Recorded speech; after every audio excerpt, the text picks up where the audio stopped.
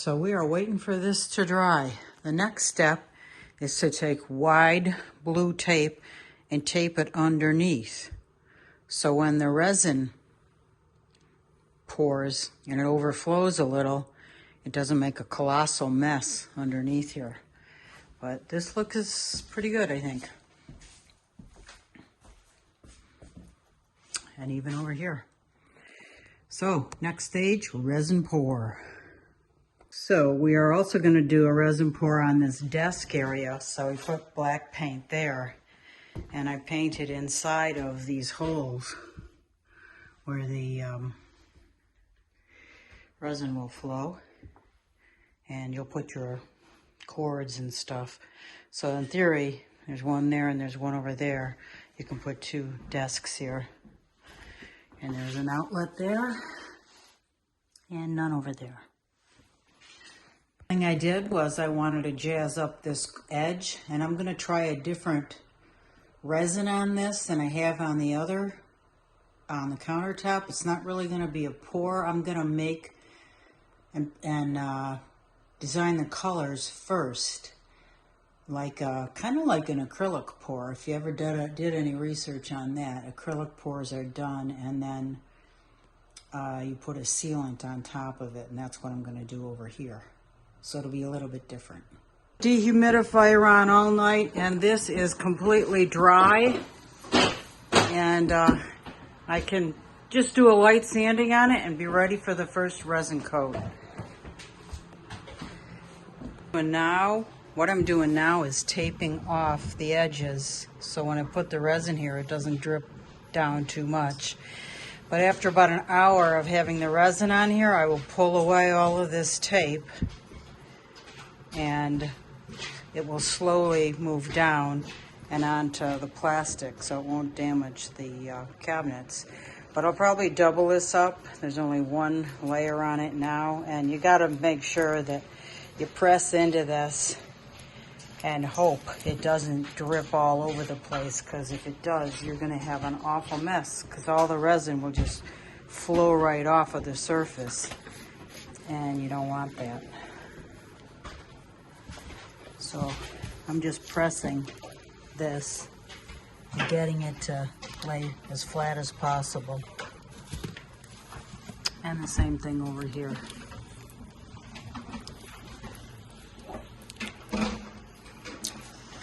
I'm putting a fair amount of pressure on it.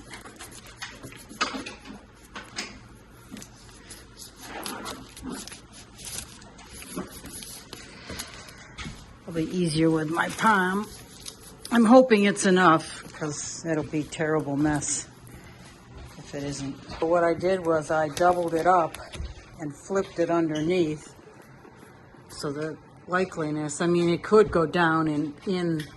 It could go down and then in that way and then drip out, but I'm just hoping that this is secure enough.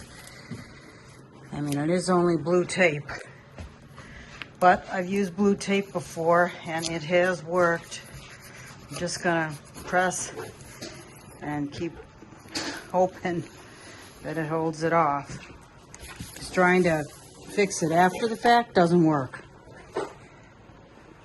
Well, we are very close to finished. I just have to do the resin pour on that. And we're just going to give you a little walkthrough of what we've done. So I'm going to walk back. Well, I guess I'll go this way and follow Virginia. Wonderful. So we took out that cabinet up above. And well, we don't need to repeat all that. We just wanted to give you an update. The floors are done. Floor in here is done. Floor in there is done. We brought a new bed over and got rid of one of the monstrosity chairs. These things were huge. Took up satellite and everything, but decided that we're gonna sell this, so we don't need to do that. This is gonna be covered. This desk is gonna be covered with clear resin. So I just did a funky artistic top for it. And I'll put a clear resin on it, so that'll be nice. And in here, put a new mirror up. I showed you that, and a light, made that. And just a new faucet and a new drain.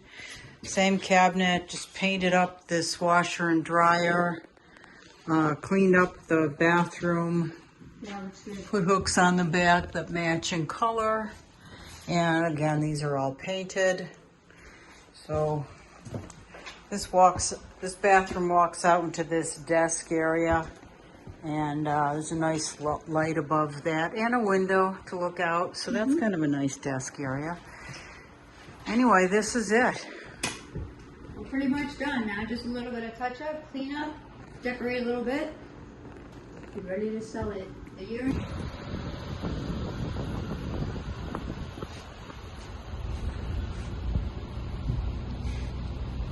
Of these Shoji doors, I had to resize them, so I cut them down and I'm going to put them together with the pocket hole screws in a second.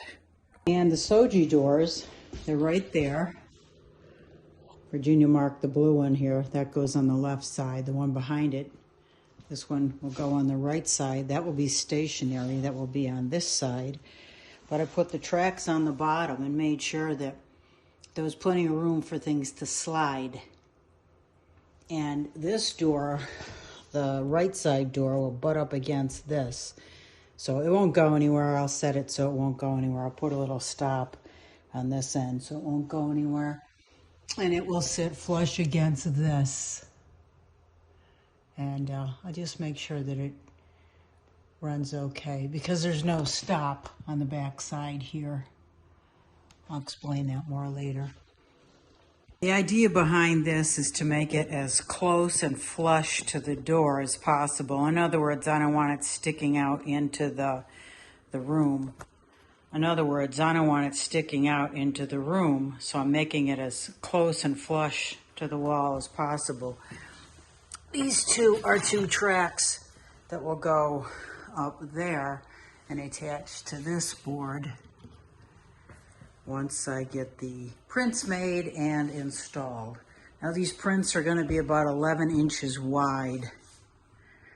So I'll have to make an exacting measurement on those and print them accordingly. This is the inside of the screen door, and I left the visual of the pocket hole screws. You can see that. Right there, you can see it. Anyway, I left that. Didn't matter. Sorry, I got glare on there. Anyway, there's the inside of the pocket hole. I put a handle on it, and you pull that closed so you can latch it closed from the inside.